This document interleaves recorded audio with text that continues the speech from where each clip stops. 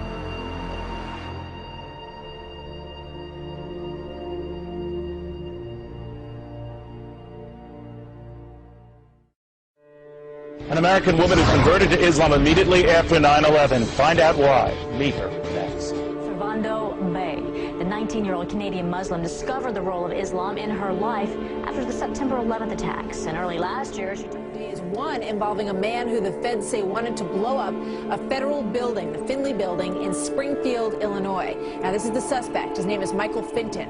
He converted to Islam while in prison. Well, many people turned to religion to help them cope in the days after the 9/11 attacks, and some even chose new faiths, including Islam. That may be no surprise, since a quarter of the estimated 6 million Muslims in the United States are converts.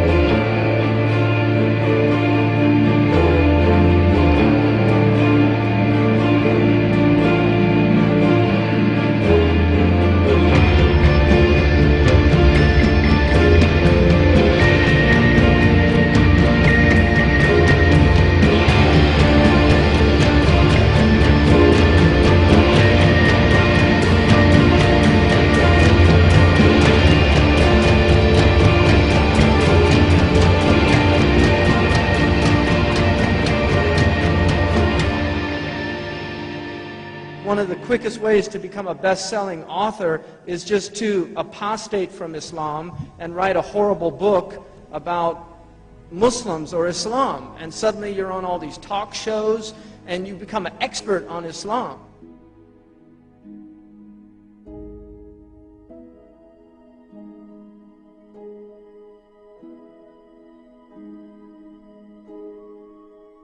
So as you come up to 10, that is their God. That is 10. That is the hermaphrodite.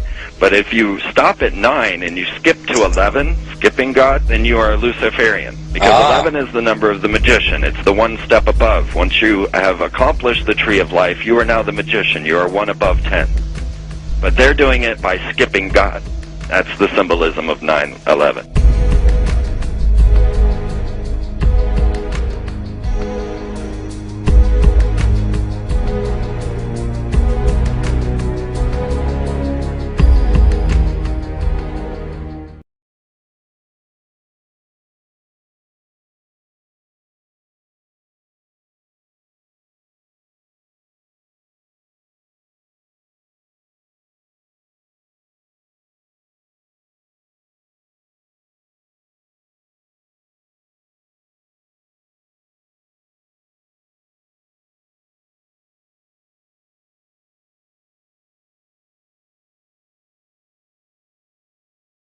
Remarkable oversight, because this is the most famous version of the cosmological argument that has been defended. So obviously it cannot be the case that Dawkins has refuted all of the arguments that I mentioned, since he doesn't even deal with the first form of the cosmological argument. But he does discuss a different type of the cosmological argument, which can be formulated as follows. Number one, everything that begins to exist has a cause. 2, the universe began to exist. 3, therefore the universe has a cause. And once we reach the conclusion that the universe has a transcendent cause, then we can analyze what sort of properties such a cause must have. Now, premise one of this argument seems obviously true, I think. It's at least more plausible than it's contradictory or negation. To suggest that things could just pop into existence uncaused out of nothing is to quit doing serious philosophy and to appeal to magic. Premise two can be supported by both philosophical argument and scientific evidence. The philosophical arguments aim to show that there cannot have been an infinite regress of past events, or in other words, that the series of past events must have had a beginning. Now, these philosophical arguments for the finitude of the past are mind-expanding and very fascinating, but we needn't consider them this morning since Dawkins doesn't object to any of these arguments. As for the scientific evidence for the beginning of the universe, this is based upon the expansion of the universe. We now have pretty strong evidence that the universe is not eternal in the past, but had an absolute beginning a finite time ago. In 2003, Arvin Board, Alexander Vilenkin, and Alan Guth were able to prove that any universe, which is on average in a state of cosmic expansion, cannot be infinite in the past, but must have had a past space-time boundary. Even if our universe is just a tiny part of a so-called multiverse of many universes, their theorem requires that the multiverse itself must have had an absolute beginning. Now, of course, highly speculative scenarios, such as loop quantum gravity scenarios, string models, even closed time-like curves have been proposed to try to avoid this absolute beginning. These models are not merely fraught with problems, but the bottom line is that these theories, even if true, do not succeed in restoring an eternal past. At the very most, they just push the beginning back one step. Vilenkin pulls no punches. He says, "It is said that an argument is what convinces reasonable men, and a proof is what it takes to convince even an unreasonable man. With the proof now in place, cosmologists can no longer hide behind the possibility of a past eternal universe. There is no escape. They have to face the problem of a cosmic beginning," end quote. Now, it follows from the two premises that the universe has a cause. Well, what properties must such a cause of the universe possess? Well, by the very nature of the case, as the cause of space and time, this entity must transcend space and time, and therefore exist timelessly and non-spatially, at least without the universe. This transcendent cause must therefore be changeless and immaterial, since anything that is timeless must be unchanging, and anything that is changeless must be non-physical and immaterial, since material things are always changing on the molecular and atomic level, at least. Such a cause must be beginningless and uncaused, at least in the sense of lacking any prior causal condition, since there cannot be an infinite regress of causes.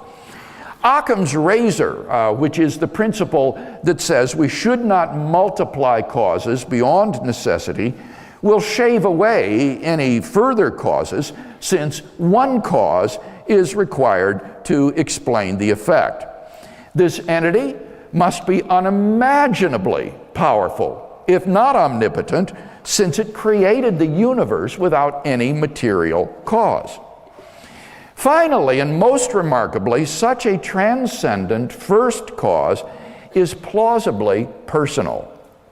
Two reasons can be given for this conclusion.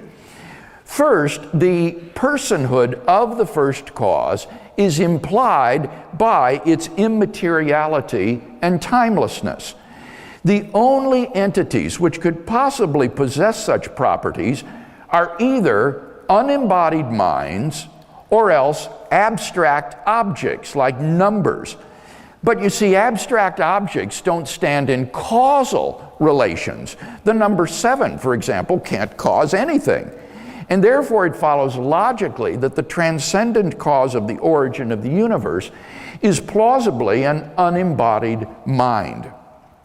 Second, this same conclusion is also implied by the origin of an effect with a beginning from a beginningless cause. We've concluded that the beginning of the universe was the effect of a first cause. Now, by the very nature of the case, that cause cannot have either a beginning of its existence or any prior cause. It just exists changelessly without a beginning, and a finite time ago, it brought the universe into existence. Now, when you think about it, this is exceedingly odd. The cause is in some sense eternal, and yet the effect which it produced is not eternal, but began to exist just a finite time ago. How can this be? If the necessary and sufficient conditions for the effect are eternal, then why isn't the effect also eternal? How can the cause exist without its effect? Well, it seems to me that there's only one way out of this dilemma, and that is to say that the cause of the universe's beginning is a personal agent endowed with freedom of the will who freely chooses to create a universe in time. Philosophers call this type of causation agent causation. And because the agent is free, he can initiate new effects spontaneously by freely bringing about conditions which were not previously present. And thus, a finite time ago, a free creator can bring about the universe at that particular moment without any antecedent determining conditions. So, in this way, the creator could exist changelessly and eternally, but freely choose to create the world in time. By freely exercising his causal power, he brings it about that a universe with a beginning comes to exist. And so the cause is eternal, but its effect is not. In this way, it is possible for the temporal universe to have come to exist from an eternal cause, namely through the free will of a personal creator. We may therefore conclude that a personal creator of the universe exists who is uncaused, beginningless, changeless, immaterial, timeless, spaceless, and unimaginably powerful. Now, Dawkins does, as I say, address this version of the cosmological argument. Remarkably, however, he doesn't dispute either of its premises. Instead, he merely questions the theological significance of the conclusion. He says, and I quote, "Even if we allow the dubious luxury of arbitrarily conjuring up a terminator to an infinite regress and giving it a name, there is absolutely no reason to endow that terminator with any of the properties normally ascribed to God: omnipotence, omniscience, goodness, creativity of design, to say nothing of such human attributes as listening to prayers, forgiving sins, and reading innermost thoughts." Now, apart from the opening slur, this is an amazingly concessionary statement. Dawkins doesn't dispute that the argument successfully proves the existence of an uncaused, beginningless, changeless, timeless, spaceless, and unimaginably powerful personal creator of the universe. He merely complains that this cause hasn't also been shown to be omnipotent, omniscient, good, creative of design, listening to prayers, forgiving sins, and reading innermost thoughts. So what? The argument isn't intended to prove those things. It would be a bizarre form of atheism, indeed an atheism not worth the name, which admitted that there exists an uncaused, beginningless, changeless, timeless, immaterial, spaceless, unimaginably powerful, personal creator of the universe who may, for all we know, also possess the properties listed by Dawkins. So we needn't call the personal creator of the universe God if Dawkins finds this unhelpful or misleading, but the point remains that such a being, as described by this argument, must exist. Argument number 2, the moral argument. Here's a simple moral argument for God's existence. Premise 1, if God does not exist, objective moral values and duties do not exist. Premise 2, objective moral values and duties do exist, from which it follows logically 3, therefore God exists. Now, what makes this little argument so powerful is that not only is it logically ironclad, but also that people generally believe both premises. In fact, with respect to premise 1, Dawkins informs us, there is at bottom no design, no purpose, no evil, no good, nothing but pitiless indifference. We are machines for propagating DNA. It is every living object's sole reason for being. But although he says that there is no evil, no good, nothing but pitiless indifference, the fact is that Richard Dawkins is a stubborn moralist. He vigorously condemns such actions as harassment and abuse of homosexuals, the religious indoctrination of children, the Incan practice of human sacrifice, and prizing cultural diversity over the interests of Amish children. He even goes so far as to offer his own amended version of the Ten Commandments for guiding moral behavior, all the while marvelously oblivious to the contradiction with his ethical subjectivism. Thus, affirming both premises of the moral argument, Dawkins is, on pain of irrationality, committed to the argument's conclusion, namely that God exists. Number 3, the teleological argument. The cutting edge of contemporary discussion of the teleological argument concerns the remarkable fine-tuning of the universe for intelligent life. Dawkins responds to this form of the argument in chapter 4 of his book under the heading, The Anthropic Principle, Cosmological Version. Here's a simple formulation of the teleological argument based on fine-tuning.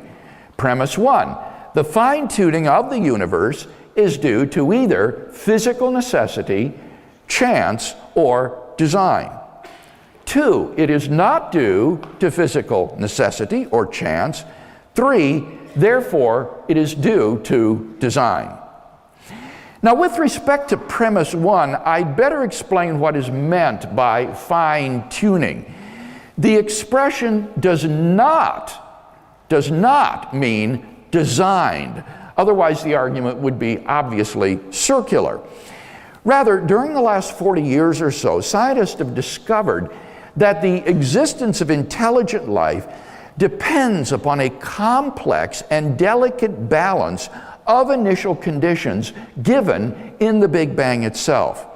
Were nature's fundamental constants and quantities to be altered by less than a hair's breadth, this life-permitting balance would be destroyed, and so no living, interactive organisms could exist. Dawkins himself, citing the work of the astronomer royal, Sir Martin Rees, acknowledges that the universe does exhibit this remarkable fine-tuning. Now, premise 1 simply lists the 3 possibilities for explaining the presence of this amazing fine-tuning of the universe: physical necessity, chance, or design. The question is, which of these 3 alternatives is the most plausible? Well, premise 2 addresses that question.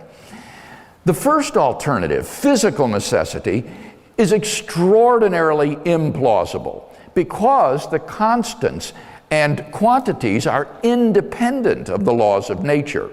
So, for example, the most promising candidate for a theory of everything to date, the M theory or superstring theory, allows for a cosmic landscape of around 10 to the 500th power different possible universes governed by the present laws of nature. Dawkins notes that Sir Martin Rees rejects this first alternative, and Dawkins adds, "I think I agree."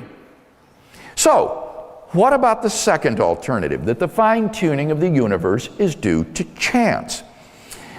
Well, the problem with this alternative is that the odds against the universe's being life-permitting are so incomprehensibly great that they cannot be reasonably faced. So, in order to rescue the hypothesis of chance, its proponents have been forced to adopt the remarkable hypothesis that there exists an infinite number of randomly ordered universes comprising a sort of world ensemble or multiverse of universes in which our universe is but a member. Somewhere in this world ensemble, finely tuned universes will appear by chance alone, and we happen to be in one such world. This is the explanation that Dawkins finds most plausible. Now, Dawkins is acutely sensitive to the charge that postulating a world ensemble of randomly ordered universes seems to be what he calls an unparsimonious extravagance. But, he retorts, the multiverse may seem extravagant in sheer number of universes, but if each one of those universes is simple in its fundamental laws, we are still not postulating anything highly improbable, end quote. Unfortunately, this response is multiply confused. Let me mention 4 points. First, each universe in the ensemble is not simple, but is characterized by a multiplicity of constants and quantities. If each universe were simple, then why did Dawkins feel the need to recur to the hypothesis of a world ensemble in the first place? Second, Dawkins assumes that the simplicity of the whole is a function of the simplicity of the parts. If the parts are simple, then the whole is simple. But this is an obvious mistake. For example, a complex mosaic, say a Roman face, might be made up of a great number of individually simple parts. In the same way, an ensemble of simple universes will still be complex if those universes are randomly ordered in the values of their fundamental constants and quantities, rather than all sharing the same values. Thirdly, Occam's razor tells us not to multiply entities beyond necessity, so that the number of universes being postulated simply to explain the fine-tuning is, at face value, extravagant. Appealing to a world ensemble to explain fine-tuning is like using a sledgehammer to crack open a peanut. Fourthly, Dawkins tries to minimize the extravagance of the postulate of a world ensemble by claiming that despite the extravagant number of entities postulated, still such a postulate is not highly improbable. Now, it's not clear why this response is relevant, or even what this means. The objection under consideration is not that the postulate of a world ensemble is improbable, but rather that it's extravagant and unparsimonious. To say that the postulate isn't also improbable is to fail to address the objection. Indeed, it's very hard to understand exactly what probability Dawkins is talking about here. He seems to me to mean the intrinsic probability of the postulate of a world ensemble, considered apart from the evidence of fine-tuning. But how is such a probability to be determined? By its simplicity? But then Dawkins hasn't shown the world ensemble hypothesis to be simple. So what Dawkins needs to say, it seems to me, is that the postulate of an ensemble of universes may still be simple if there is a simple mechanism which, through a repetitive process, generates the many worlds. In that way, the huge number of entities postulated is not a deficit of the theory, because the entities all issue from a very simple fundamental mechanism. So, what mechanisms does Dawkins suggest for generating such an infinite, randomly ordered world ensemble? Well, first, he suggests an oscillating model of the universe, according to which the universe has gone through an infinite series of expansions and contractions. Dawkins is, however, apparently unaware of the many difficulties of oscillatory models of the universe, which have made contemporary cosmologists skeptical of them. Such models contradict the Hawking-Penrose singularity theorems. Moreover, the evidence of observational astronomy has been consistently against the hypothesis that the universe will someday recontract. The evidence indicates that it will expand forever. And the thermodynamic properties of such models imply the very beginning of the universe that their proponents sought to avoid. But leave all that aside. Put it aside for now. Even if the universe could oscillate from eternity past, the irony is that such a model of the universe requires infinitely precise fine-tuning of the initial conditions in order to persist through an infinite series of bounces. So that the mechanism that Dawkins suggests for creating the world ensemble is not simple. In fact, exactly the opposite. It is infinitely fine-tuned. Moreover, this fine-tuning is of a very bizarre sort, because the initial conditions have to be set at minus infinity in the past. But how can you set initial conditions at minus infinity if there was no beginning of the universe? So this mechanism is clearly untenable. His second suggested mechanism for generating a world ensemble is Lee Smolin's evolutionary cosmology. According to this cosmology, black holes are portals to baby universes which are being birthed by our universe. Since universes which produce lots of black holes will therefore have an evolutionary advantage by producing more offspring, worlds which have lots of black holes will be evolutionarily preferred and selected for. Now, since black holes are the result of star formation, they are the result of the collapse of stars, and stars favor planets where life can evolve, the unintended effect of evolutionary cosmology is to make life-permitting universes more probable. Now, Dawkins recognizes, and I quote, that not all physicists are enthusiastic about Smolin's scenario. Talk about an understatement. For Smolin's scenario, wholly apart from its ad hoc and even disconfirmed conjectures, encountered insuperable difficulties. First, a fatal flaw in Smolin's scenario was his assumption that universes which produce lots of black holes would also produce lots of stable stars.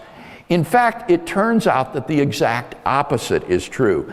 The most proficient producers of black holes would be universes which generate primordial black holes prior to star formation, so that life-permitting universes would actually be weeded out by natural selection in Smolin's cosmic evolutionary scenario. And thus it turns out that Smolin's scenario would actually make the existence of a life-permitting universe even more improbable. Secondly, speculations about the universes begetting baby universes via black holes seems to contradict quantum physics. The conjecture that black holes might be portals of wormholes through which bubbles of false vacuum energy can tunnel to spawn new baby universes was the subject of a bet between Stephen Hawking and John Preskill, which Hawking finally admitted in 2004 that he had lost. The conjecture would require that the information locked up in a black hole could be utterly lost by forever escaping to another universe. One of the last holdouts, Hawking finally came to agree that quantum theory requires that the information is preserved in black hole formation and evaporation. The implications, Hawking says, there is no baby universe branching off as I once thought. The information remains firmly in our universe.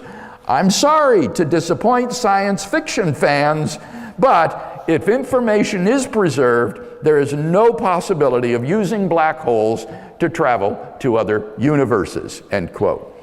And so if this result is correct, Smolin's scenario is literally physically impossible. Well, these are the only mechanisms that Dawkins suggests for generating an ensemble of randomly ordered universes. Neither of them is even tenable, much less simple. Dawkins has therefore failed to turn back the objection that his postulation of a randomly ordered world ensemble is an unparsimonious extravagance. But there are even more formidable objections to the postulate of a world ensemble, of which Dawkins is apparently unaware. His Oxford colleague, Roger Penrose, has argued forcefully that if our universe is just a random member of a world ensemble, then it is inconceivably more probable that we should be observing an island of order no larger than our solar system in a sea of chaos.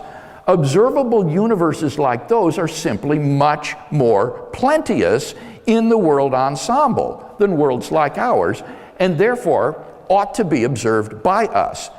Since we do not have such observations, that fact strongly disconfirms the world ensemble hypothesis. On atheism, at least, it is highly probable that there is no world ensemble. The fine-tuning of the universe is therefore plausibly due neither to physical necessity nor to chance. It follows that the fine-tuning is therefore due to design, unless the design hypothesis can be shown to be even more implausible than its competitors.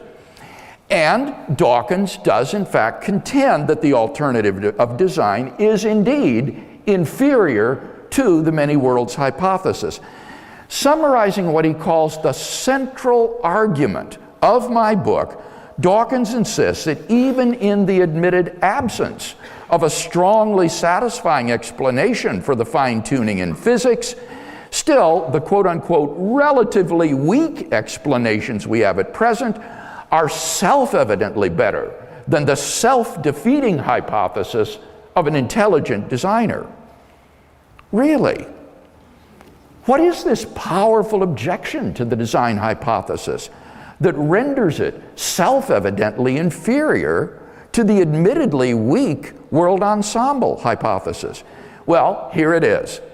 We are not justified in inferring design as the best explanation of the complex order in the universe, because then a new problem arises, namely, who designed the designer?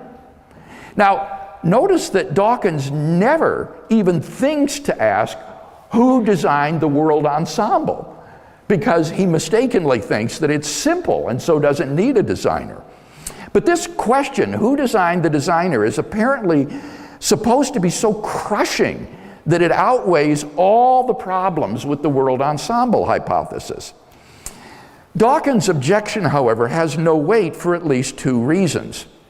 First, in order to recognize an explanation as the best, you don't need to have an explanation of the explanation. This is an elementary point in the philosophy of science. For example, if archaeologists digging in the earth were to find things looking like arrowheads and pottery shards, they would be justified in inferring that these artifacts are not the chance result of sedimentation and metamorphosis, but rather they were the products of an unknown group of people, even if they had no explanation whatsoever who these people were or where they came from. Similarly, if astronauts were to come upon a pile of machinery on the backside of the moon, they would be justified in inferring that it was the product of intelligent agents, even if they had no idea who those agents were, or where they came from, or how they got there. In order to recognize an explanation as the best, you don't need to have an explanation of the explanation. In fact, when you think about it, such a requirement would lead to an infinite regress of explanations. Before you could have an explanation of something, you'd need an explanation of the explanation. But before you could accept that, you would need an explanation of the explanation of the explanation, and so on to infinity, so that nothing could ever be explained, and science would be destroyed. Before any explanation was acceptable, you'd need an explanation of it, and then an explanation of the explanation, and then an explanation of the explanation of the explanation. Nothing could ever be explained. So, in the case at hand, in order to recognize intelligent design as the best explanation of the appearance of design in the universe, you don't need to be able to explain the designer. Whether the designer has an explanation can simply be left as an open question for future inquiry. Secondly, Dawkins thinks that in the case of a divine designer of the universe, if the designer is God, then the designer is just as complex as the thing to be explained, so that no explanatory advance is made. Now, this objection raises all sorts of questions about the role played by simplicity in assessing competing explanations.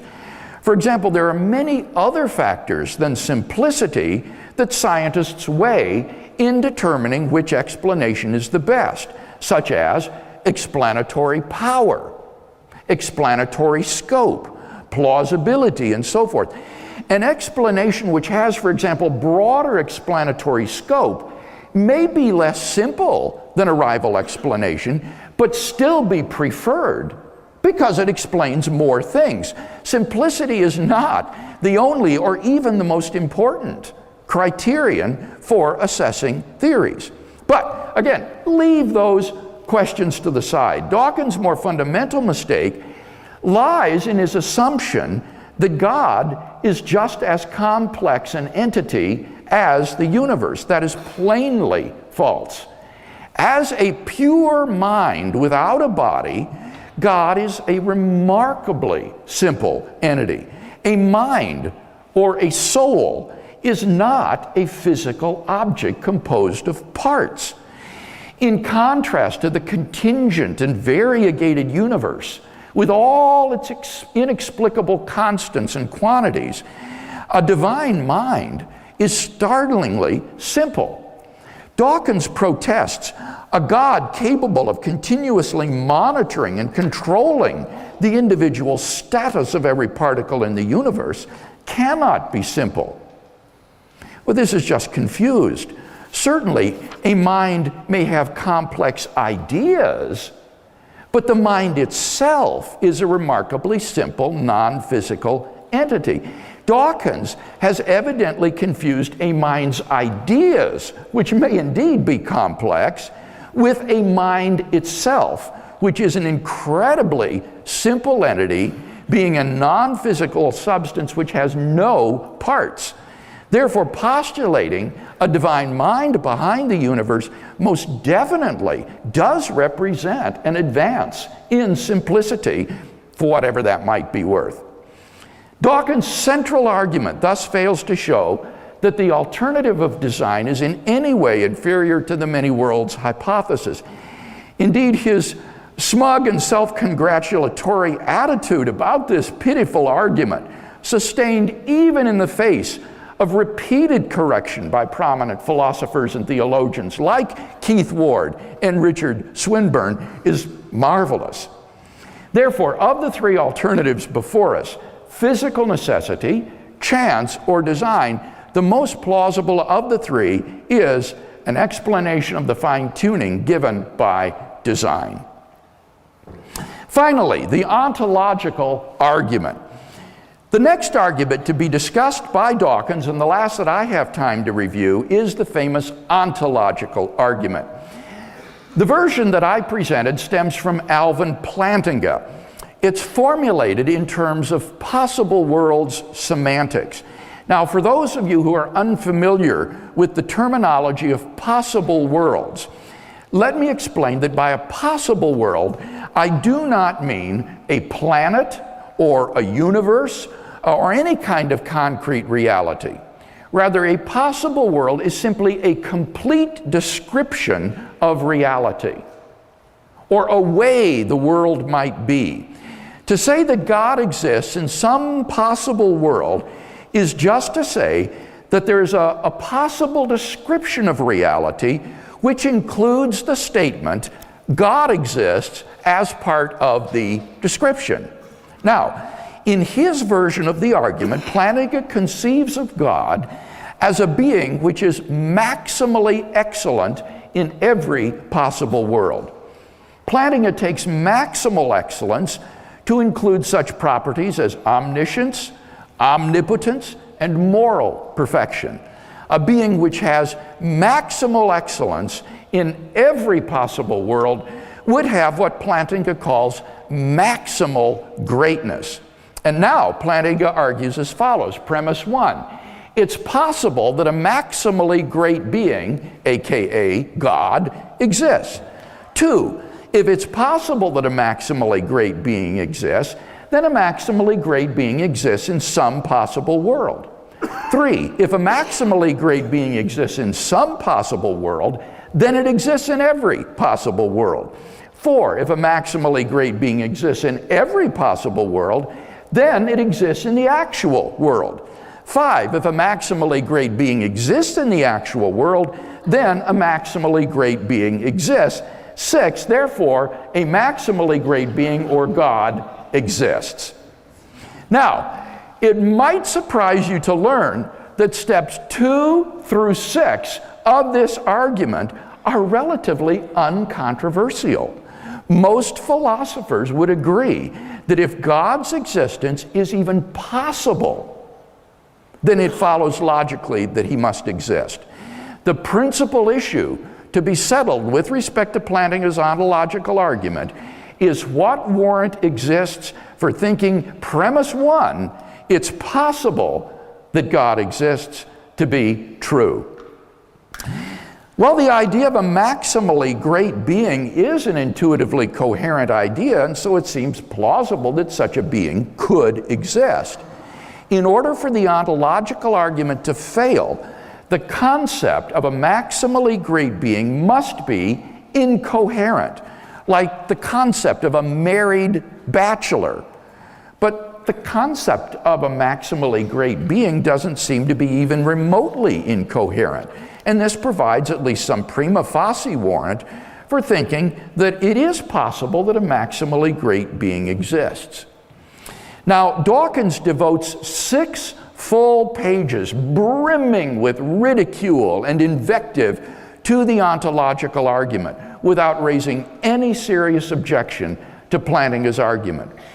He notes in passing Immanuel Kant's objection that existence is not a perfection, but since Plantinga's argument doesn't presuppose that it is, we can leave that irrelevance to the side.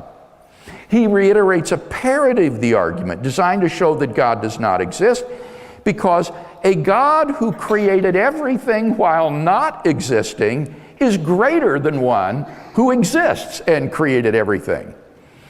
Ironically, this parody, far from disproving the ontological argument, actually reinforces it. For a being which creates everything while not existing is a logical incoherence, and therefore is impossible. There is no possible world which contains a non-existent being which creates the world. Now, if the atheist is to maintain, as he must, that God's existence is impossible, then the concept of God would have to similarly be incoherent. But it's not. And that supports the plausibility of premise 1. Dawkins also chortles, "I've forgotten the details, but I once piqued a gathering of theologians and philosophers by adapting the ontological argument to prove that pigs can fly. They felt the need to resort to modal logic to prove that I was wrong." Well, this is just embarrassing. The ontological argument just is an exercise in modal logic, the logic of the possible and the necessary. I can just imagine what the philosophers and theologians whom Dawkins piqued at that conference must have been thinking. Well,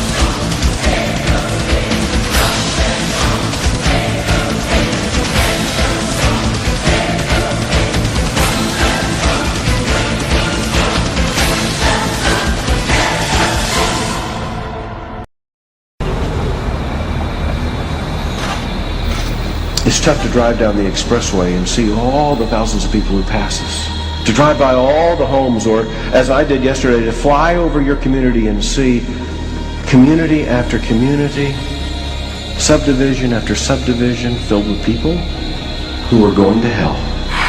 Millions of people that used to live on the Earth's surface are down there now suffering because they made a wrong decision. Think about the people with whom you work, and as the Bible would command us, think about yourself. Life goes like a vapor. God does not want one person lost into this place. The message about hell may not be politically correct. It may, in this day of postmodern confusion, be something that creates bad public relations. But it is essential to understanding why Jesus came and what Jesus did and why it matters. Isn't it exciting to know that the will of God is not just a cloud, it is a detailed thing, and you don't have to just walk around in a fog all your life? But we fool ourselves if we do not face hell seriously. We have purpose. We have a reason to glorify God on the face of the earth by taking the gospel to every creature. It is not a vain job. It is not a vain task. He will do it and desires to accomplish it through you. The name of God is going to be great among the nations from the rising of the sun even to its setting. He is going to do it. Now, church, He has invited you to participate in the joy of the harvest.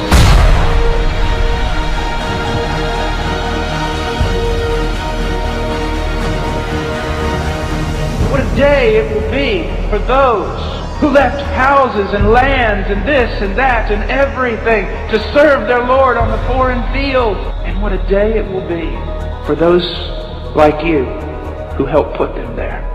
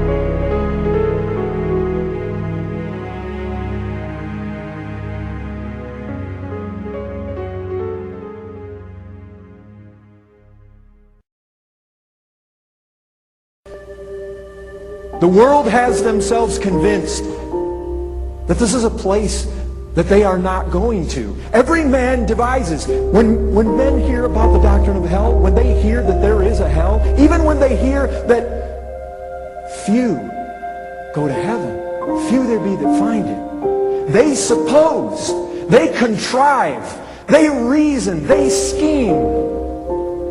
Not me, not me. I'm not going to go there. Somehow, every one of us, no man wants to believe he's going there. And you know, some of you, you've read this text. I know that there are those of you, I know based on what God's Word tells me, some of you in this place that hear my voice will go to the place I described today.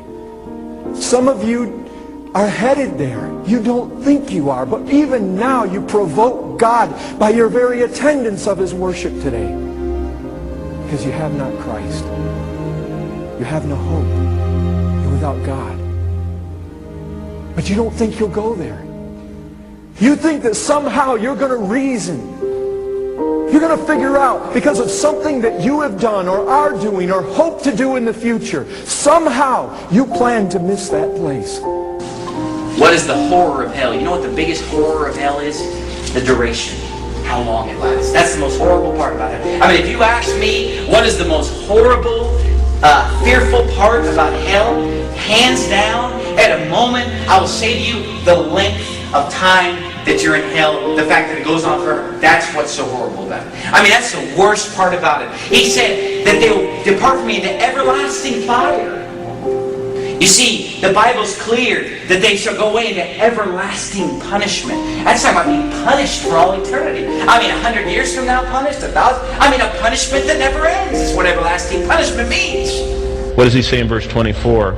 I am in agony in this flame, he says. We don't make much of that. We should make much of that. We should let that sink in, what he said. We've all experienced pain to some degree.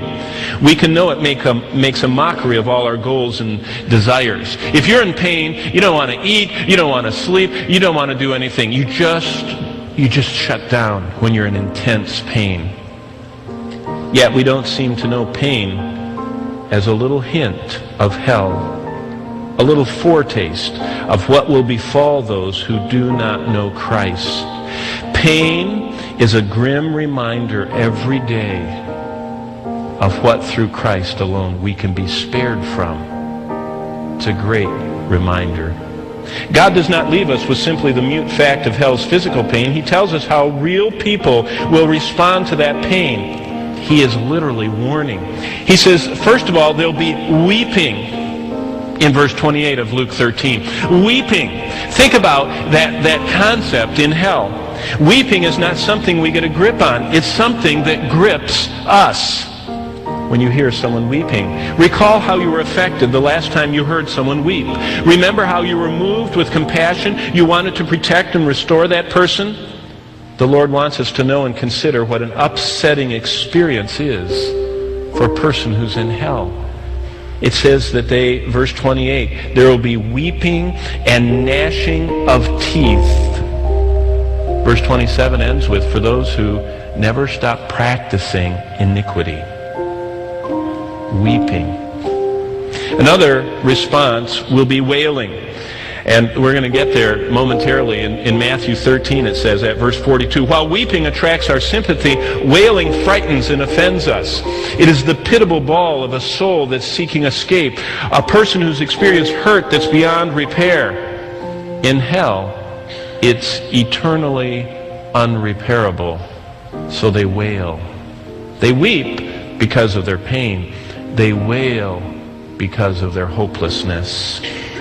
It's amazing. Wailing is a sound that has gone grotesque because we conclude we can't live with it, the pain, anymore. A third response is right there in Luke 13:28, that gnashing of the teeth. Why was Jesus telling us that? Perhaps because of the anger or frustration of the person. It may be a defense against crying out. It might be an intense pause when one is too weary to cry any longer. But Jesus says they will be gnashing, grinding their teeth together in this place, in between the weeping and the wailing.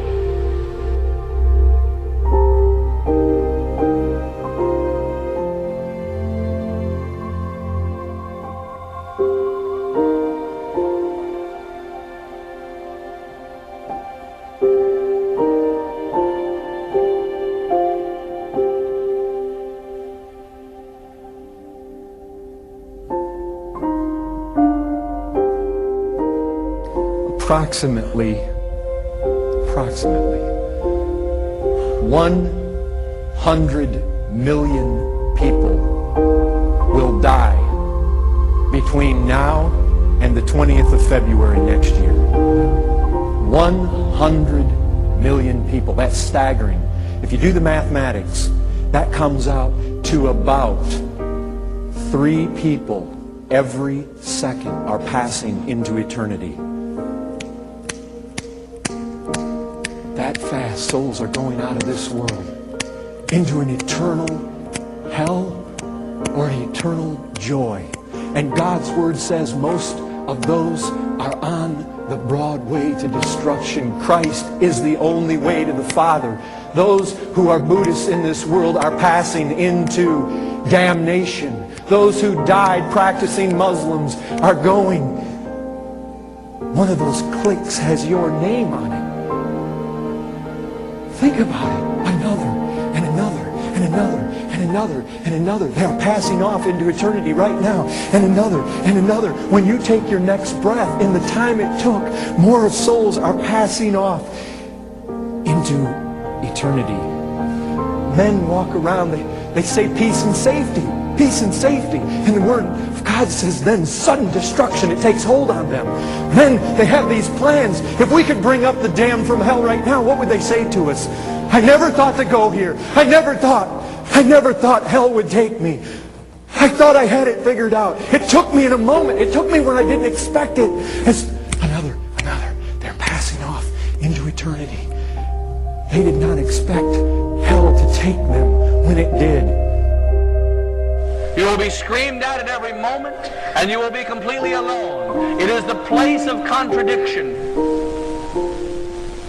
Complete famine, total stuffing of gluttony of all kinds of poisons. Complete abandonment and being forgotten, being mocked by everyone for all eternity.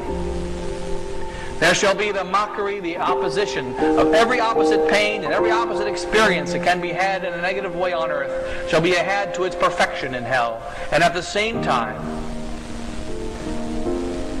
and of all the prayers of the souls in hell, they will experience the reality of despair. Despair is a phenomenon that we cannot experience in this life. Can't be experienced because there's always hope in this life. In this picture of death, behold yourself, and what you will one day become. Remember that thou art dust, and to dust thou shalt return. Consider that in a few years, perhaps a few months or days, thou will become rottenness and worms. All must come to an end, and if when you die your soul is lost, all is lost for you. Behold the graves of the dead, and say to yourself, if these could live again, what would they not do for eternal life? And I who have time, what do I do for my soul? All know that they must die, but many are deceived by picturing to themselves death at such a distance, as if it could never come near them. It is appointed unto men once to die, Hebrews 9:27. The sentence of death is written against all men. Death alone is certain, says St. Augustine. All other goods or evils are uncertain. And so from time to time, we must consider this place.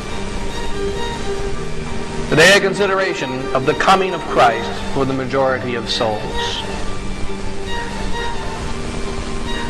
He comes in fire. He comes a just judge.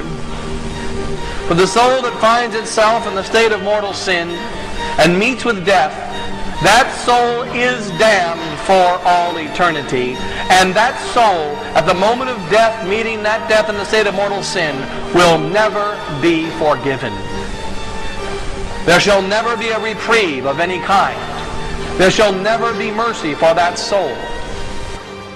Can you picture them praying? I'm not referring to volume or emotion or any of that. I'm talking about fervor and intensity and desire. I imagine that for the first millennia that someone's in hell. They're not praying for anyone else but themselves. I picture it that way. The first 1,000 years they're sitting in the lake of fire under continual anguish and torment. God help! Get me out of here! I'm sorry! I want to receive you now! But it'll never work. It will never work. The Bible says that hell is eternal. Hell is eternal. They'll say, please save me now. I regret my sins. I want your forgiveness. But this will never work. The Bible says their judgment is internal and unrelenting. They had every opportunity to get saved and receive forgiveness while here on earth, and they refuse. The mind that is set on the things of the flesh is death. It is eternal damnation. It is at enmity against God. It is hostile towards Him.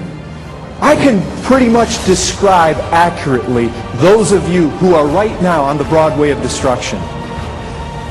What fills your thoughts? I'm not asking if you're a member of this church or whether you own a Bible and even maybe read it. What consumes your thoughts? That'll tell me, and that will tell you who your God is. Your God is who you think about.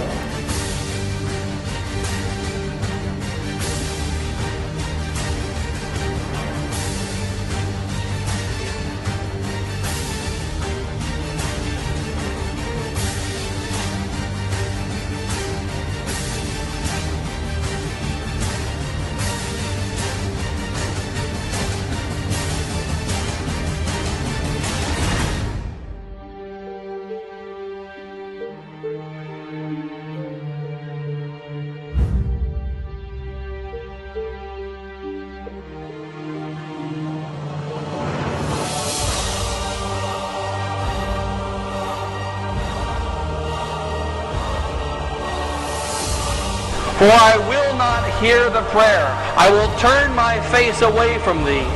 They shall cry and entreat, and I will not hear. For I have turned my face from them. We all know, when living an evil life, that hell is what awaits, and that is why we are anxious. And so no one can say that they don't believe in hell. They do. And the proof is their anxiety, and their worry, and their frustration, and their anger. A soul that is in a state of mortal sin is in close contact with hell. We're in an age that is hellish. Because we are in an age in which mortal sin is praised, and mortal sin is cherished, and mortal sin is lived. We are in an age that is a kind of hell. An angel once appearing to St. John Bosco showed him the boys inside of his school. Now, St. John Bosco was a saint. There was an ST in the front of his name. He ran a school of Catholic boys. There were no non-Catholics in his school. And it was in the good old days. It was in the 1800s. And the angel showed the soul of his Catholic boys that this saint was in charge of, and he saw that the vast majority of them were in the state of mortal sin and were already in hell. In fact, he saw these boys burning in hell. He said to the angel, "But I just talked to that boy a couple of hours ago, and I just spoke to that boy a couple of hours ago. Did he die?" The angel said to John Bosco, "His soul is right here in hell, as he is in the state of mortal sin. And though he does not physically feel the pains that you see him experiencing, it is only the thin veil of life that keeps him from feeling that pain. If he passes to eternity now, he will experience the pain that you see. He is already in hell." Such are the words of the angel of John Bosco to St. John Bosco. It is appointed, it is then certain that we are all condemned to death. We shall then all be in eternity, which will be for us an eternal day of delights or an eternal night of torments. There is no middle way. It is certain and of faith that one or the other lot will be ours. And in truth, with death present to them, the saints have despised all the pleasures of this world. St. Charles Borromeo kept always on his table a skull, that he might continually contemplate it. All the gains and riches of this world terminate in a dying gasp, a funeral, and a descent into the grave. The house you have built will be given up to others. The tomb will be the habitation of your body till the day of judgment, and from thence it will pass to heaven or hell, where the soul will already have preceded it. It is certain that we shall all die, but when is uncertain. Nothing is more certain than death, and nothing is more uncertain than the hour of death. Already is the year, the month, the day, the hour, the moment fixed in which you and I are to leave this world and to enter into eternity, but this time is unknown to us. What terror will it then be for him to think and say, "This morning I am alive. This evening most likely I shall be dead. Today I am in this room. Tomorrow I shall be in the grave. And my soul, where will it be?" Men reason and men scheme. But the fact is, God's Word says that many, many, many are on that way of destruction. Many there are. That is fearful. In a Gallup poll taken in the United States,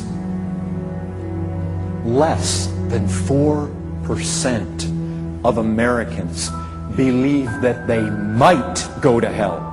Not 4%, less than 4%. And don't believe that they are going, they believe that there's a possibility they may go. Do you know what that tells me? There are many that are deceived. Forever, he whispers in wonder. The idea deepens, widens, and towers over him. The awful truth spreads before him like an endless, overlapping cloud. Forever. When I put 10,000 centuries of time here, I will not have accomplished one thing, he thinks. I will not have 1 second less to spend here. As we see in Luke 16, when the rich man pleaded for a drop of water, so too this new occupant entertains a similar ambition. In life he learned that even bad things could be tolerated if one could find a temporary relief.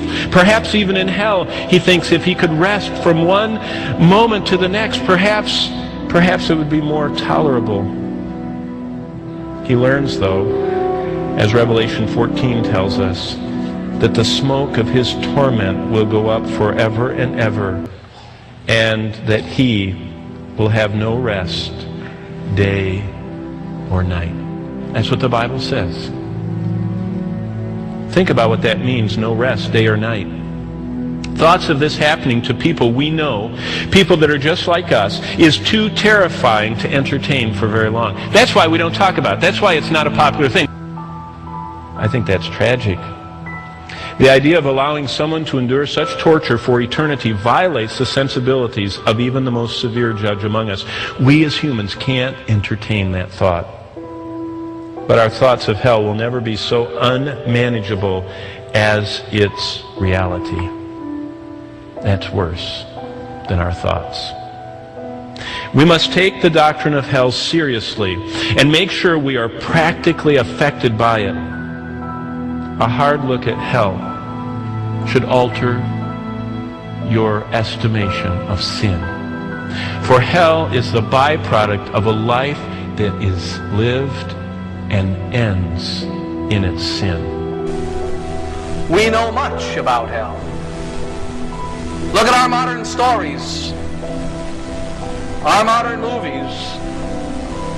Evil is throughout them because evil is part of our lives today. It's not something that we come into contact with, something that we experience on the outside. It's something that we live. Everyone knows the reality of hell, and there's no point in trying to deny it. One of the doctrines concerning hell, you don't have to believe in hell in order to go there. It's not a requirement. All that is necessary is death in the state of mortal sin. That is all that is necessary. And everyone who dies in the state of mortal sin will infallibly go to hell. And not one of those souls shall be forgiven once they've entered into eternity.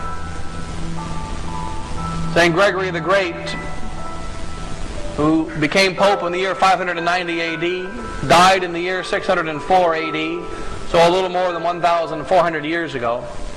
Before he became Pope, he had a vision of a 5-year-old boy. And this 5-year-old boy had been taught by his parents to blaspheme God. He'd reached the age of reason, he blasphemed God. His first act of reason. He died in an accident, and the boy went to hell. That was 1,400 years ago. That boy still burns today. He will never be forgiven. He will never get out. St. John Bosco, an 8-year-old boy in his school, who died after committing some mortal sin, burning in hell after his first mortal sin. John Bosco, too, saw him in a vision. As Moses says in his sermon, in the book of Deuteronomy, chapter 32, God speaks. A fire is kindled in my wrath, says God, and shall burn even to the lowest hell, and shall devour the earth with her increase, and shall burn the foundations of the mountains. I will heap evils upon them, and I will spend my arrows amongst them. They shall be consumed with famine, and birds shall devour them with a most bitter bite. I will send the teeth of beasts upon them, and with the fury of creatures that trail upon the earth, and of serpents without the sword shall lay them waste, and terror within. On the outside the sword shall lay them to waste, and there shall be terror within. It is not to be forgotten that the souls in hell live in an indescribable, infinite terror. That it vibrates their whole being. Terror within. Both, who is there, says Moses, inspired by God, speaking his last sermon. Without the sword shall lay them to waste, and terror within. Both the young man and the virgin, the sucking child with the man of years. They are all there. Because you need to realize the Bible says, for all have sinned and come short of the glory of God, and you have no idea what that means. That we were born radically depraved and God-hating. That we would have never sought God, never come to God. We have rebelled against God, broken every law. The Bible says in the prophets that even our greatest works are like filthy rags before God. And because of that, you know what we deserve? The wrath of God. The holy hatred of God. You say, now wait a minute. God doesn't hate anybody. God is love. No, my friend. You need to understand something. Jesus Christ taught, the prophets taught, the apostles taught this. That apart from the grace of God revealed in Jesus Christ our Lord, the only thing left for you is the wrath, the fierce anger of God. because of your rebellion and your sin. When I speak in universities, they're always quick to point out, no, God cannot hate because God is love. And I tell you, God must hate because God is love. You see, I love children, therefore I hate abortion. If I love that which is holy, I must hate that which is unholy. God is a holy God. That's something that the Americans have forgotten. Many of the things that you love to do, God hates. Did you know that? Pray for revival. You're going to have a youth meeting. You want God to move. But before you go there, you watch programs on television that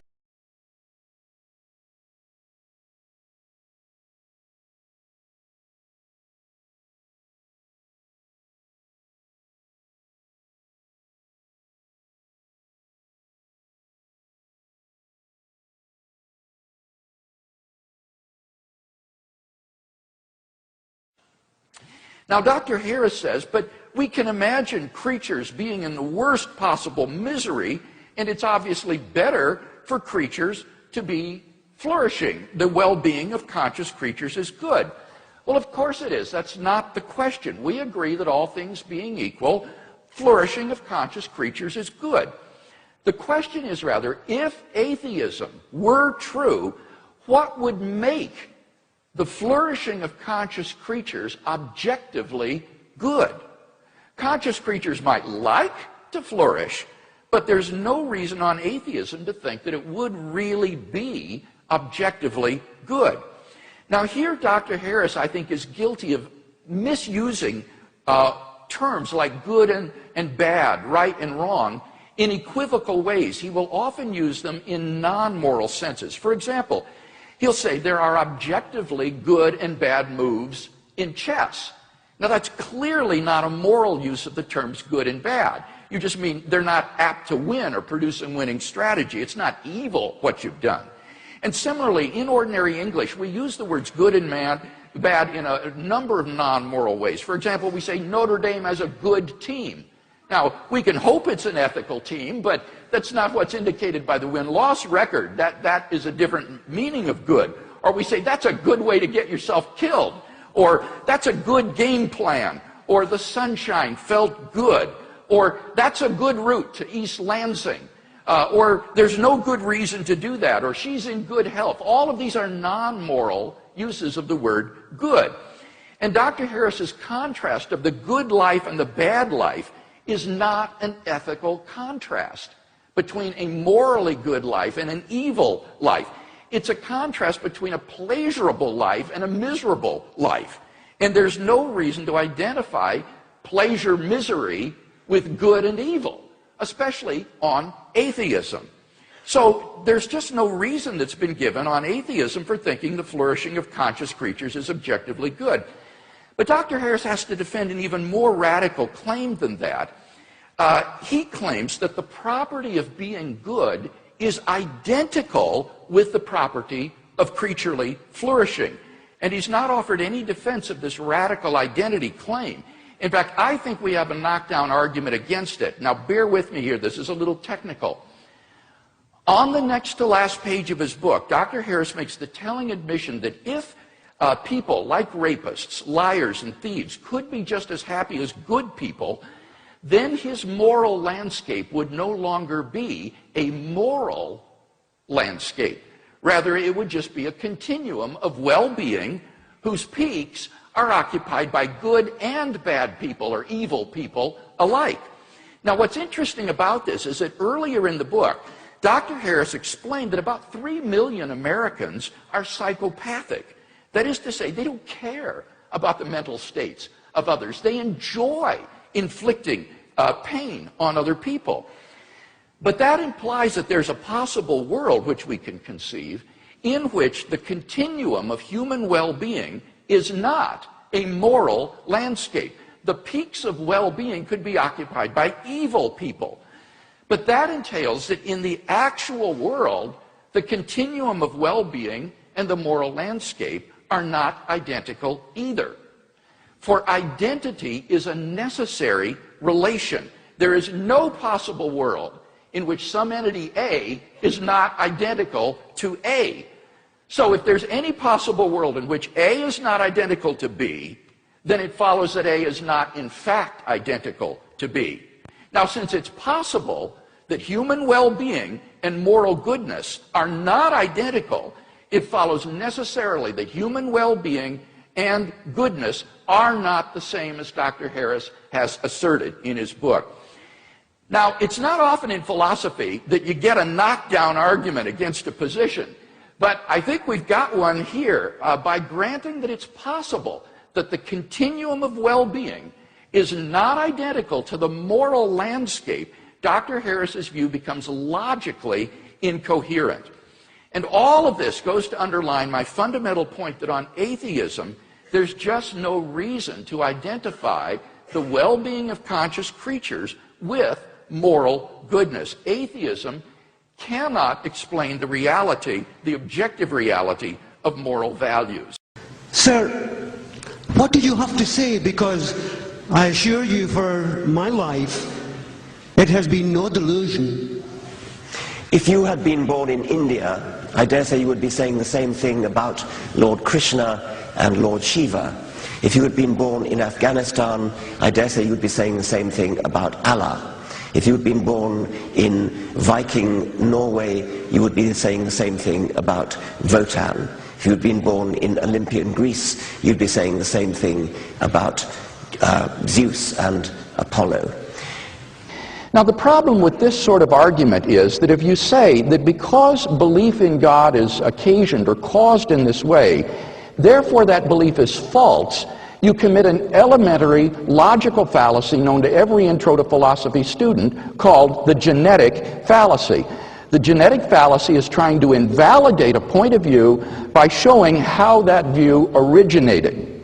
And the fact that beliefs arise through people's wanting to feel better, or perhaps through causality, or even being hardwired into the brain, does nothing to prove that those beliefs are false, which is what he must prove if he's to show belief in God as a delusion. For example, it's been shown by child psychologists that children have hardwired into them the belief that when an object they see disappears behind a screen and then reappears, they believe that the object continues to exist when it goes out of sight. It doesn't disappear from being and then pop back into being. This is a hardwired belief in children, and yet I think none of us would say, therefore, that belief is false. Now, the fact is that some child psychology studies do indicate that children also have such an instinctive belief in God, and I'm inclined to view this as God's provision. Now, the skeptic, like Dr. Wolpert, thinks that this is a delusion. But then if he's to justify his view, he owes us some argument to show that the belief is false. Otherwise, he's committing the genetic fallacy. So the issue tonight before us in the debate is not how religious beliefs originate, it is whether or not those beliefs are true or false. You happen to have been brought up, I would presume, in the Christian faith. You know what it's like not to believe in a particular faith because you're not a Muslim, you're not a Hindu. Why aren't you a Hindu? Because you happen to have been brought up in America, not in India. If you'd been brought up in India, you'd be a Hindu. If you were brought up in Denmark in the time of the Vikings, you'd be believing in Wotan and Thor. If you were brought up in classical Greece, you'd be believing in Zeus. If you were brought up in Central Africa, you'd be believing in the great Juju up the mountain. I mean, there's no particular reason to pick on the Judeo-Christian God in which, by the sheerest accident, you happen to have been brought up, and ask me the question, what if I'm wrong? What if you're wrong about the great Juju at the bottom of the sea?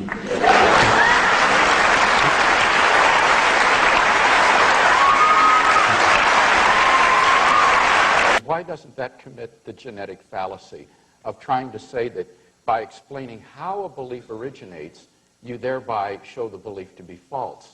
Because you can explain how people come to believe in God, therefore God doesn't exist. Neither of those warrant the conclusion, therefore God doesn't exist. Even if it were true that belief in the existence of God were the product of fear and anxiety and so forth, which I don't for a minute admit, but even if it were, that's simply a genetic fallacy to say that because that's the way the belief originates, that therefore the belief is false.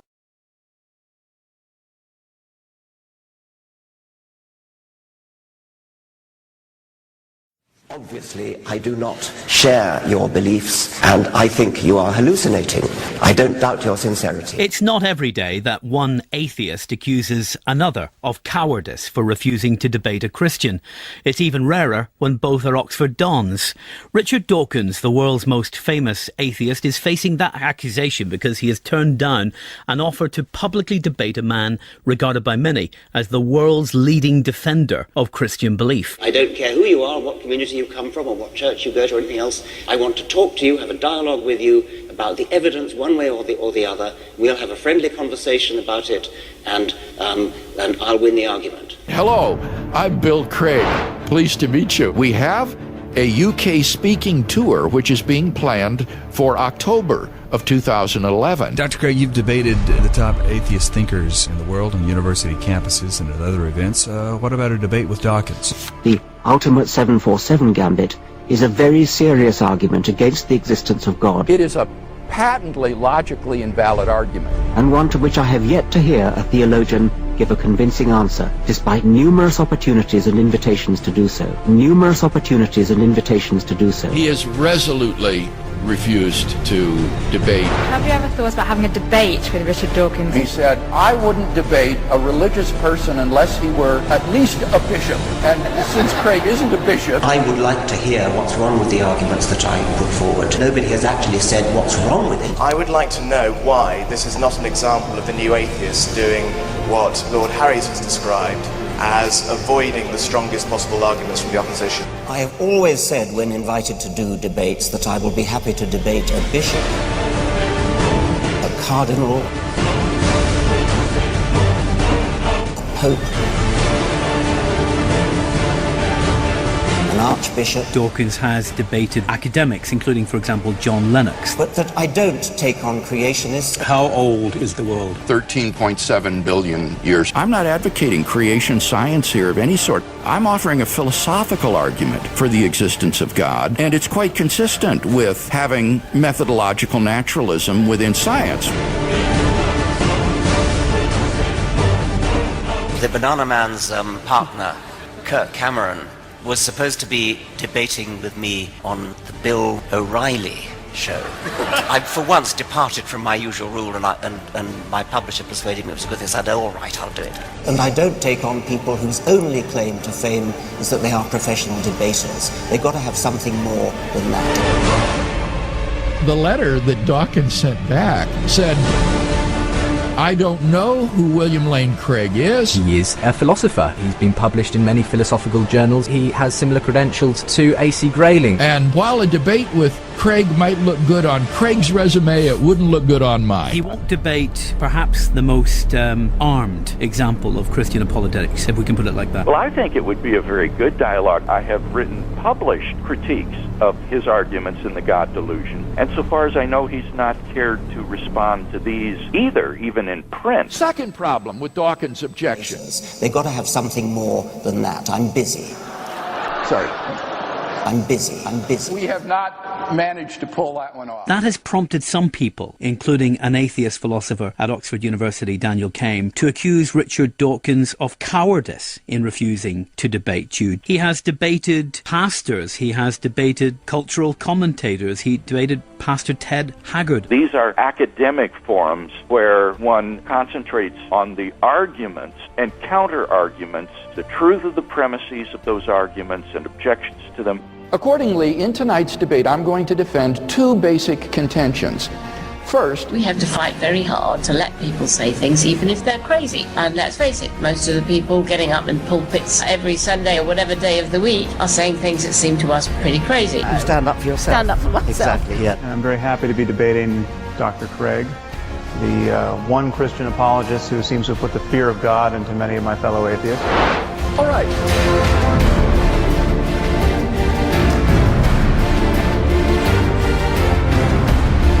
The fact is that I haven't sought to have this debate with Dawkins. This has been set up by these independent groups. I've actually never set up any debate. It's always been simply a response to the invitation of groups on campus. I'm busy.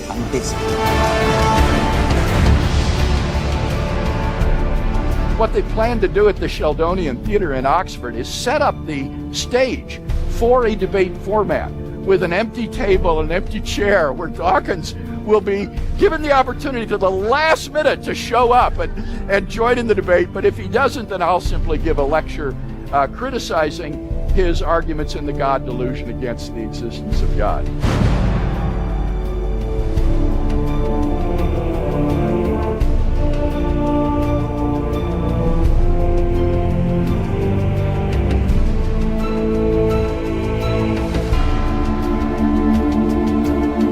Does this bother you that he won't debate you? Frankly, no. The expectations on me would be so high. This is something that other organizations and persons have tried to put together. I'd welcome it, but I'm not seeking it. And then the next thing I knew, Kirk Cameron had withdrawn. Maybe he had a very good reason. I'm not saying anything. And he started throwing up into the toilet. A trip to the hospital and beyond. Daddy, don't let him take me. Daddy, don't let him take me. An eyewitness account of the afterlife. I was in the throne room of God to start with, so I got to see what that looked like.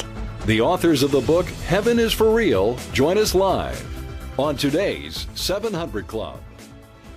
Well, today Colton Burpo is 13 years old, and like many kids his age, he goes to school, plays sports. But unlike his peers, Colton has a story that's been heard around the world. A story that began 10 years ago when he almost died. Looking at Colton Burpo now, you would never guess that he almost died in 2003. His father, Todd, tells about Colton's near-death experience in the New York Times best-selling book, Heaven is for Real. He started throwing up into the toilet, you know, and at first we're like, okay, he's got the stomach flu, because the doctor said it was going around. As days passed, Colton's condition only got worse. Then his doctor discovered his appendix had burst. An infection was spreading throughout his body. Time was running out. Someone came to us and started talking to us that we got to have surgery on your kid. It was tough. Seeing your boy be lifeless when he was a very vibrant child. And it was at that moment that we were looking at each other. I remember my wife holding Colton in that hallway, just us. He's not even moving. We went to the surgery prep area, and I remember them hauling him away and him just yelling at me, Daddy, don't let him take me. Daddy, don't let him take me. For the rest of this story, joining us is the Burpo family. Todd, Sonia, and Colton, thanks for being with us. Thank you. Thanks for having us. Yeah. Colton, at what point in time did you know that you were really sort of in trouble? Was it when you were getting wheeled away from your dad? Well, I just didn't like... I'm not sure when I was actually in trouble. I just didn't like getting poked with needles. So... I don't either. No, that's not a good thing. You say angels and Jesus came to you and took you to heaven. Did they just show up in the operating room? Actually, Jesus showed up first, and he helped calm me down because I was scared at first. I wasn't sure what was happening. Then he had the angels sing to me, and that calmed me down. What did they say? Well, they sang Jesus Loves Me, Joshua Fought the Battle of Jericho. Those were my favorite songs at the time, but... So they sang to you songs that you had learned in church? Yes. I find that pretty incredible. Yeah. And that seemed to be a recurring theme in this whole journey, how much both Jesus and God the Father tried to calm you and reassure you that everything was okay. When you went to the throne room, because that was the next spot, what did God do for you? Well, God, he was just there. He was just a being that radiated love. And even though he's so big, you're not scared of him because he loves you so much. And what he did is he helped make heaven be a happy place. That's a good way to put it. What do you remember most about seeing Jesus? Well, I probably remember that I spent a lot of time with him. A majority of the time I was in heaven, I was with Jesus. What do you remember about his eyes? Well, his eyes, they were unlike any other that I've seen. They were just sparkling. What do you mean by that? Light coming out of them? Or? Well, it's hard to describe because there's no words that we have that can describe just how beautiful his eyes are. When you left the hospital, what did you see as you were leaving? When I left the hospital, the angels, one of them took me and flew me up to heaven. But I could see down, and I could see my dad and my mom, and they were both in separate rooms having separate conversations. With who? Well, they were both praying to God, making sure that I would come out of the operation. All right. So you're sort of the untold story the first time in the book, and now you're coming out with what were you praying at that moment when he was in the operating room? That he would come back. We knew he was very, very sick, and I also was on my cell phone trying to get him on every prayer chain possible because I believed in the power of prayer, and I knew we were at a point we needed to sound the alarm and get as many people praying.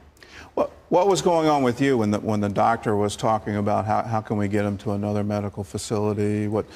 This is happening, and you're wondering, am I getting ready to lose my child? Yeah, it was hard to see him in that point because he was a very vibrant boy, and just to see him just lay there and not respond to toys, friends, food, anything that he would normally respond to, and just to see your boy like that was very devastating. But you knew you had to make some decisions and do some things, so you had to kind of put your emotions to the side and decide how can we make this happen, and then also pray.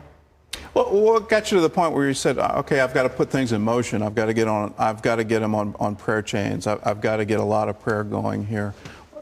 For a lot of people, when these overwhelming events happen, there's a tendency to just want to shut down. Mm-hmm. But you got up and got into action. Mm-hmm. Why? I don't. Yeah, you can shut down, but we, like Todd and I both agree, he wasn't gone yet, and so we still had time, and time was on our side. And I come from a pastor's family, so I was, of course, calling my dad and calling my brother and just calling every prayer chain we could put him on, and just sound the alarm and get as many people, because when one or two are gathered together, I wanted more than that, because we knew we're desperate. You wanted thousands. Yes. Not just one or two. You wanted thousands. All right, Todd. What was your prayer? What were you praying at this time? Well, it was desperate. I think for me, having the role of pastor, dad, husband, I didn't want my boy to know how afraid I was. I wanted to be strong for my wife, and yet everything inside me at that moment, especially with him screaming for me to protect him and me to do something, and I couldn't do anything. I was looking for a place to hide before I could shut the door, pull the curtains. And when I prayed in that room, it wasn't a prayer that was pastoral. I didn't pray scripture. I was mad. I was upset. I was God. The only thing I could think of is when David was pleading for the life of his son. My son's not gone yet, and I need you now. And it's probably the most honest prayer I've ever prayed in my life. And I think some people have asked me, because Colton shared later, Dad, the reason why Jesus sent me back is he was answering your prayer.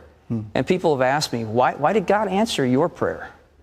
And all I can say is that's the most honest prayer I've ever prayed in my life. I mean, there was completely no role playing. I was just a dad that was desperate. And I think when we get in circumstances in life that are crisis, we all want to run.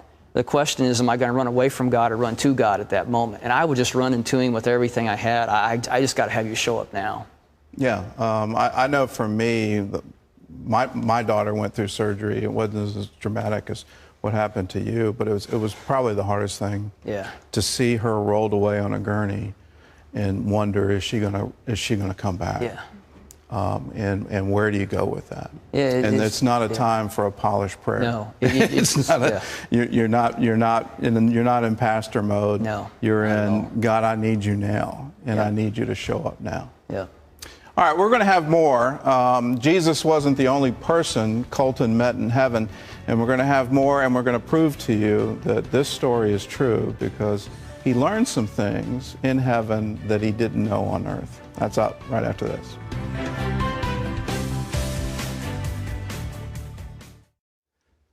Well, less than 2 hours after Colton Burpo was wheeled away for surgery, he was awake and alive.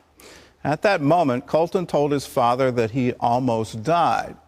4 months later, Colton told his father the rest of the story, and we're going to get the rest of the story. What was the first thing that got you going, Todd, that something significant happened?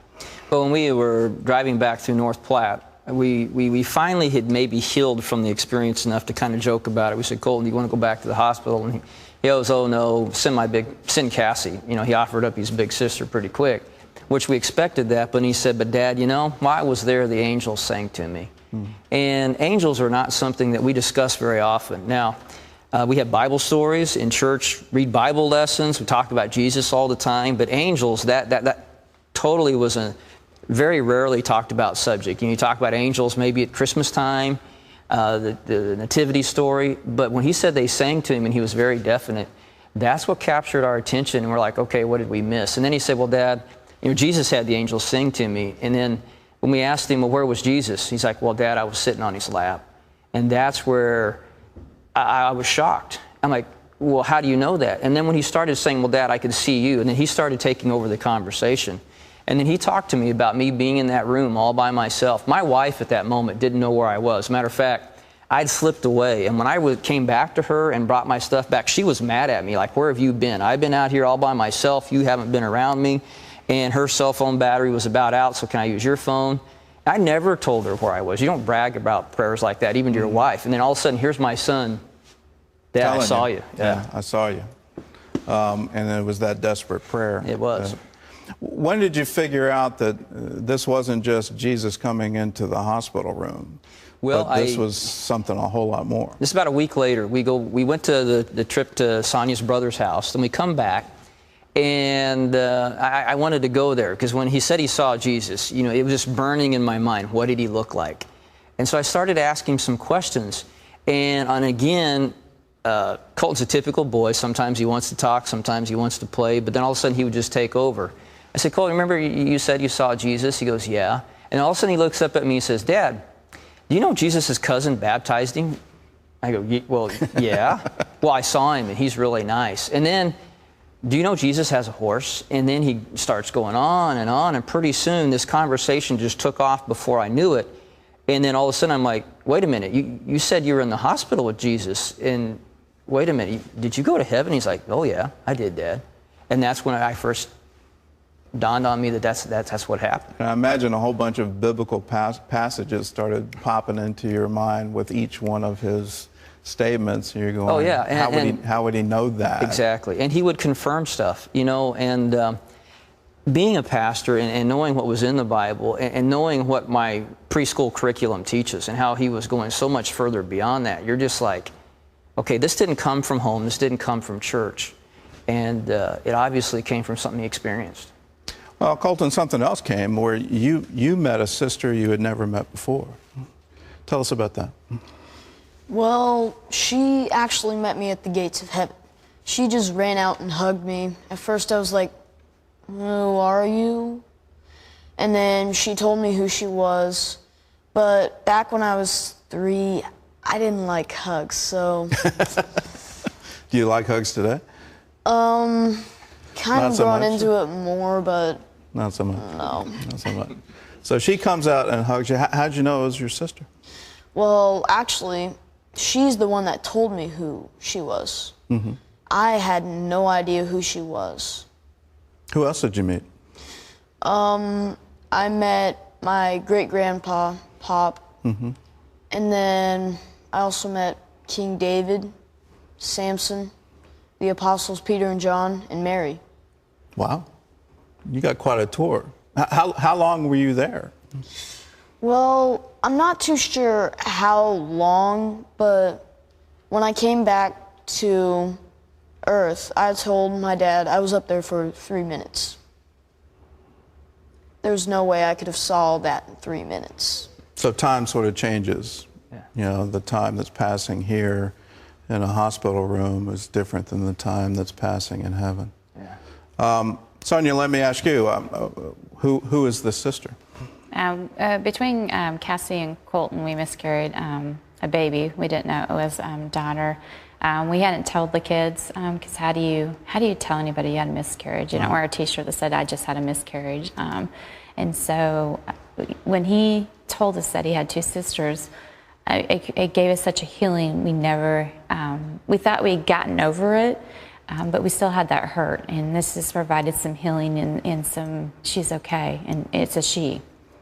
I'm not sure there's ever anything you get over. My mother miscarried before me, and actually had gotten to the point where they had named the baby. Yeah. Curiously, if there hadn't been a miscarriage, I wouldn't be here. So I'm really encouraged that I'm going to meet James Gordon one day. And at the gate. At the gate. He's going to come out and give me a hug, which is really nice. Yeah. What did Pop look like? Well, Pop, when I saw him, he was a young man in his late 20s, early 30s. That's what everybody looks like in heaven. But I'm liking that. Yeah. So you look like your young self. But you met children too. Yeah. You know, are they going to grow older? Are they? Yes. Like if you were miscarried or if you died as a kid, what you do is you will still grow to your prime. But then once you hit your late 20s, early 30s, you stop and you stay at that age. Okay. Todd, how did you know he had actually met Pop? Well, I would take Pop, you know, when I was a little kid, we were so close. He started telling me about things I did with Pop when I was a kid and how nice Pop was. But when he could talk about things I did with Pop, I was like, how do you know that? Well, Pop told me. So I'd take him to pictures because I wanted to get a description of Pop, and he couldn't recognize him as the Pop that I knew at 61. But it finally dawned on me with the descriptions he gave us of his sister, how she looked a lot like Cassie, but not quite as big. It was like, well, that's what I'd expect her to look like this side of heaven, except with wings. But so eventually I said, okay, Mom, do you happen to have a picture of Pop as a young man? So she sent me one, and this took a while to get it. I just hand Colton the picture. And I had never at any time, had he ever seen this. This picture was one that was put up in a closet before he was born.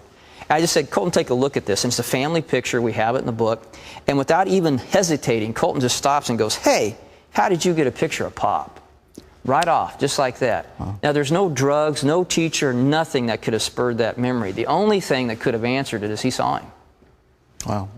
It's an incredible story. I can talk a long time, but we're out of time. I want to encourage you, though, if you want more, there's wonderful books available where you can get the complete story. Todd Burpo, Heaven is for Real. It's now out in paperback. And then there's a follow-on, Heaven Changes Everything, where you get more of Sonia's story, and it's a daily devotional. The Burpos also share their story with us on our website, and you can watch that or share it with your friends. All you have to do is go to cbn.com. And while there, we have a special behind-the-scenes interview with them. You can always watch that by clicking on the link called In the Green Room. Well, Colton, Sonia, Todd, thanks. Thanks for your story. All right.